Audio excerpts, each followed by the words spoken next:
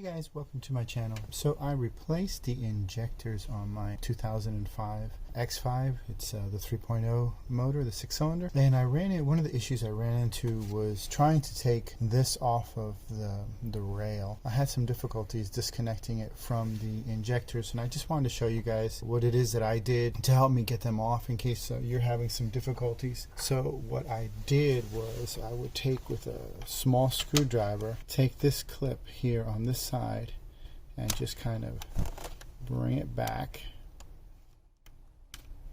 and let it sit down here, so it's completely off of it. It's sitting down here off to the side, and then you can take a pry bar and gently pry it up, and you can see how it wants to move. Now if it still doesn't want to move, one of the things that you can do to help you out is take something that's flat. So this is a punch, it's got a flat end to it, and you can put it up against the other side, and as the pry bar is sitting here, you can then push this other side back and it will slide out. So that'll help you get those out if they're being a little bit of stubborn and not wanting to come out of the rail. Okay, that's just a quick tip for today. Thank you.